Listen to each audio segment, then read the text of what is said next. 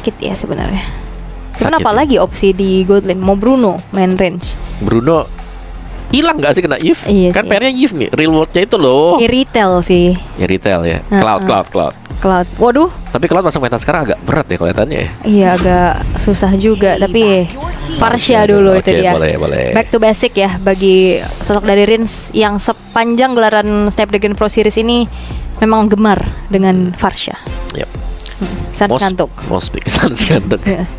Udah ini lagi fokus. Lagi santai dulu kasih. Santai dulu. Nah, Nolan. Tadi opsinya Hayabusa ya. Masih ada Hayabusa. Oke. Oke. Masih ada Hilda juga sebenarnya ya. Nah, itu dia Hildanya di band. Ya terus Badang di band juga nih. Badang lah iya.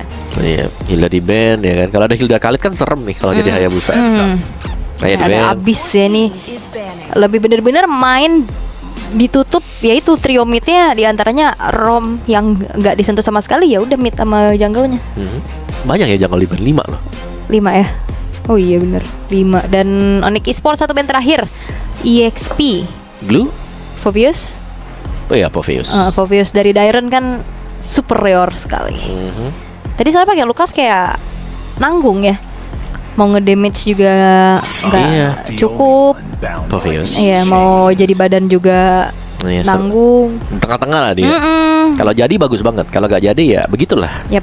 Dan Phobius lah yang memang di band juga sekarang. Oke. Berarti siapa nih opsi-opsi yang kebuka nih ya? Ada Khalid.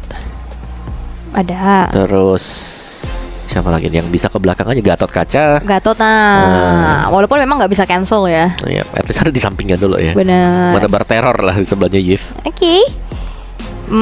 Ya tetap harusnya EXP ya. Atau yang mau ngambil gold lane dulu sekarang. Gold lane nanti lah udah ada Moskov kan. Oke. EXP ya Khalid ya kan. Khalid, Gatot, Kaca, atau yang mau sekalian durable ya Glue. Tadi Cici. Bener. Ada Hylos. Tapi Kari. Kari. Oke. Cukup berani dengan Yap. Kari.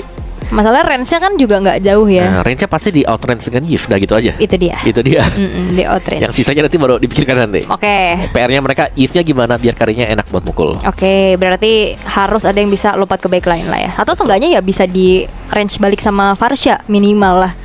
Ya, jadi diusir ya, disuruh tutup ya. Iya, minimal 2 kali tetes lah ya. Paksa kabur. Dan Lukasnya pindah tangan beserta dengan Martis. Udah lama gak liat Martis, welcome Martis. Sekali di pick. Biar dia nggak kena lempar-lempar jauh head.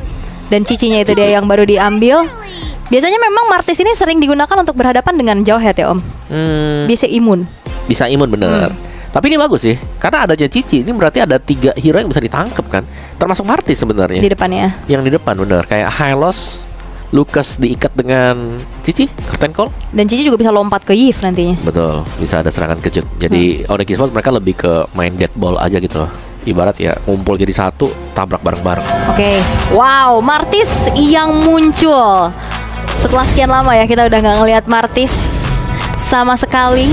Dan ini menjadi match point untuk Onyx Esports. Mampukah mereka mendapatkan kemenangan penuh atau RRQ Hoshi yang akan bangkit di game kali ini untuk menyamakan kedudukan terlebih dahulu. Dan kita akan langsung melihat bersama-sama di Land of Dawn akan seperti apa eksekusinya dengan adanya Badang yang akan mengawal kita masuk langsung ke Land of Dawn. Ini dia tendangan meteor dari Badang. Kok dia tendang mukul dong harusnya. Ya nanti kita udah bahas 3 tadi ya. Iya. Tambahin Lukas yang Oh iya, keluarin benar, Shock Wave benar, Blast benar, ya iya, kan. iya. Banyak loh. Boleh, Setahun boleh. full udah bisa dipakai. Iya, Sunsin. Oh iya benar. Semuanya ya. Tapi kalau Martis ya berarti masa jayanya atau masa prime Martis ini ya early to mid game. 5 menit lah. Kita 5 harus menit ngeliat ya. Martisnya kalau dapetin 2 kill point di awal. Nah, siap-siap. Tapi kalau dia misalnya masih 0-0 aja ya udah masih bisa tenang kita. Wait, ini udah ada Vengeance yang ke-trigger di Dairon. EXP lane ya, Dairon yang kayaknya udah kena cicilan juga. Damage dari Lutpi. Ya flash combo ya. Nah, ada trill soalnya Lutpi. Ya Trill, Tenacity, sama yang belum tank pakainya. Hidup. Sakit banget. Oke, masih belum ada first blood juga, masih cukup aman aja. Tapi kali ini RRQ mereka udah bermain cukup lebih agresif ya, untuk langsung masuk atau mencari-cari informasi. Dan bahkan pencurian terhadap satu jungle berhasil untuk dilakukan. Langsung saja dari first blood, solo kill Lutpi Wow. berhasil untuk bisa menumbangkan Dairen. Ya, itu flash combo yang masuk secara sepenuhnya. Karena memang sakit banget flash combo untuk di level awal. Kayak 3 hitnya dia tuh bisa hilangin 2 kotak. Dan di midnya Revitalize. Ejector dengan adanya satu Curse of Crow, tapi Sutsujin terkena Decimate, akan dikejar lagi. Hidok kali ini pun berhasil untuk ditumbangkan, double kill. Menjadi awal yang cukup mengerikan atas Martis yang sudah mengangkat pedang. 2 poin kill untuk Onyx Esports. Dan midnya di freeze oleh Suns. Dan seperti kita bisa bilang 5 menit awal benchmark untuk Martis itu sendiri ya, ada 2 kill point di awal, lebih daripada cukup untuk bisa memenangkan apapun juga. Karena dia bakal bisa unggul 1 item 1 level di atas lawan. Ya apalagi killing spree lagi. Biasa pakai ini nggak, kayak piercers dong? Gak usah lah. Gak usah lah ya. Over ya. Biar pasti gitu kalian nggak ya? Nggak ya. Oke. Tapi ini nggak menandakan juga dengan unggulnya 3 poin kill pertama tadi bagi Onyx. Ini akan semakin leluasa lagi untuk bisa menguasai pula di area objektif Turtle tanpa adanya gangguan sama sekali. Onyx kali ini berhasil untuk bahkan menyeberang kembali ke area jungle dari RRQ. Ya, benar-benar diganggu, benar-benar dihabis-habiskan level untuk Sutsujin sekarang. Dan Idok masih tertahan di level 3 nih, belum level 4. Jadi lumayan kedelay nih buat roamernya. Tapi Sutsujinnya unggul level loh di atas Kairi. Bisa. Tapi yang lainnya enggak. Iya sih. Nah itu tuh. Berarti tinggal menjaga Sutsujin aja nih ya. Nah, pertukaran sudah mulai terjadi juga, di mana tanpa adanya yang mendeteksi keberadaan dari Sutsujin, seenggaknya ini yang ngebuat dari Araki Hoshi bisa ke-boost. Betul. Ya kan, ada unggul lah di head to head jungle-nya. Ya, dia masih bisa farming sih menurutku, ini jadi kekuatan tersendiri lah buat Sutsujin. Kayak masih berani buat crossing gitu loh. Karena biasanya kalau kita lagi kalah level, kita agak takut buat masuk ke jungle-nya musuh. Ya, dan dia cukup pede ya. Walaupun udah tumbang 1 kali, ini levelnya mengejar dan bahkan memimpin. Ini bakal menjadi sebuah jawaban nantinya, tapi Idok mencoba untuk memberikan ejector, miss, ternyata dibalikan keadaannya dengan adanya 1 buah Grace Pet Away, dan bahkan coba untuk ditabrak lagi. Spear of Destruction yang nyangkut, tapi double kill pula didapatkan oleh Kairi. Toy akan dikejar dan bahkan triple kill ditabung oleh Kairi, membuat RRQ Hoshi kali ini tidak bisa berkutik di 3 menit pertama. Yap, dan ini Martis yang sudah overfed di early game. Xaviero carry full plating gold untuk kedua pemain ini. Dan bahkan di area mid ya, meskipun tadi ya kita melihat ada orange buff sempat diambil dengan Sutsujin, tapi untuk di topnya dari goldnya ini udah terlalu jauh nih loh. Tapi Keyboy berhasil untuk dihilangkan. Poin kill pertama untuk RRQ, walaupun memang ditukar ya dengan adanya 1 buah outer top turret. Dan Turtle juga sudah mulai akan spawn. Dan ini lagi dari Onyxnya, mereka lebih pelan aja sekarang. Mereka sudah unggul di bagian topnya. Terus juga bisa ada rotate yang dilakukan oleh Xaviero kalau dia mau ke bawah ya, karena di bagian bawah kan lumayan susah nih untuk berhadapan dengan Cici. Dan sepertinya kita akan melihat 5 melawan 5 untuk di area dari Turtle yang kedua.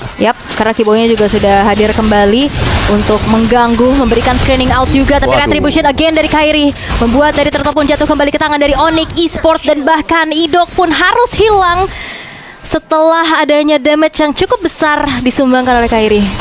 Suns Ice Queen 1 selesai, Rinse Glowing 1 agak sedikit bertolak belakang memang, karena bukan Glowing yang diberi dengan Suns ya, tapi karena keunggulan dari tim dia dan efek slow yang bisa diberikan dari Glowing 1 ini akan berbahaya, karena akan bisa lebih mudah dikejar dengan Martis ataupun dengan Glorious Pathway plus tadi efek dari Ice Queen 1. Ya, udah kena Ashura Aura aja lumayan ya ngeganggu out of position. Dan ini item build-nya langsung menuju ke arah 1 Ice Queen 1 tadi. Modal Hunter Strike. Kairi full damage kayaknya. Full damage ya. Hunter mau kemana ya itu ya? BOD nggak sih? BOD. Udah pasti BOD nih. Terjadi keramaian di arah tengah. Poke damage atau efek stun ya dari Curse of Crow, Energy Impact bagi sosok dari Lutfi masih belum cukup, dan Dairen bakal coba untuk dikejar lagi. Masih ada Vengeance yang melindungi tubuhnya, walaupun ada Grace Pet Away ya. 3 player dari Onyx Esports yang mengejar ke arah bawah belum mendapatkan apapun. Dan Gary akan diberikan level juga buat di area bottom ya. Tapi lihat Xaviero aja di zoning loh. Benar-benar dijauhkan biar akhirnya Toy bisa farming, bisa dapetin juga untuk top turretnya. Tapi akan dibiarkan ternyata, karena untuk fokusnya lebih ke jungle dari RRQ Hoshi. Ini yang mau dibuat fokus siapa nih buat RRQ Hoshi? Mau ke Toy dulu kah? Atau Sutsujin yang lagi tertinggal juga? Ya akhirnya tertinggal ya setelah ada 6 poin kill yang ditabung sama Kairi-nya. Apalagi engage atau invade ke arah buff-buff yang dimiliki oleh Sutsujin juga udah dilakukan, sehingga resource dari Sutsujin ini udah mulai habis. Dan keputusannya tinggal RRQ mau coba untuk nge-priority ke farmingnya siapa, Betul. Toy atau Sutsujin. Betul, itu dia pilihan sekarang yang harus dibuat oleh RRQ Hoshi. Sedangkan Onyx Esports mereka sedang bermain dengan waktu juga. Ya jangan lupa sih, meskipun memang kita melihat Onyx Esports unggul nih untuk di awal. Ups, sabar, Unstoppable Force. Nah ternyata masih belum ada ejector yang di combo setelah adanya Abyss Walk juga, yang membuat dari Xavero menjauh atas kejaran Idok. Dan bahkan dengan Turtle yang sekarang sudah muncul, ini udah mulai dikuasai pula oleh Keyboy. Spear of Destruction mencoba untuk mengincar ke lini bawah, berpindah posisi dengan cepat, tapi masih belum ada target yang terkena. Dan RRQ Hoshi dalam keadaan under kayak gini, mereka masih belum bisa melakukan kontes ke area Turtle, sehingga perfect Turtle menjadi modal kembali untuk bagaimana Martis ini akan bisa berjaya. Iya, berjaya. Iya, Golden Staff selesai tadi buat Xavero ya. Ini secara item sudah jadi juga Kairi BOD. Diselesaikan dengan dia. Kalau mau team fight sebenarnya agak ngeri kalau RRQ Hoshi mau coba buat tangkap sekarang ya, atau engage sekarang. Menunggu mid sampai dengan late game better. Karena Kairi di level 11. Ini kalau sampai pecah juga ada bounty yang tinggi lah buat Kairi. Kalau mereka bisa dapetin bounty-nya, itu akan cukup menguntungkan buat RRQ Hoshi. Mereka bisa mengejar sedikit. Yap, berarti RRQ tinggal sabar aja ya. Tapi Rins membuka Feather Eye Strike setelah terkejar dengan ada Glorious Path Away, yang walaupun Indian dia harus mengeluarkan flickernya juga untuk kabur. Oke. Dan purple buff yang sekali lagi nih bisa jadi ramai karena Onyx Esports mereka sudah berada di sana semuanya. Yap, dan sepertinya Retribution kali ini masih dikuasai oleh Sutsujin karena Kairinya juga nggak ada retri, sehingga purple buff berhasil untuk didapatkan. Ya, 60 second ya. Tapi melihat penggunaan dari Retribution, Kairi langsung menuju ke bagian top lane. Tapi dia cuma akan clear dulu di area topnya.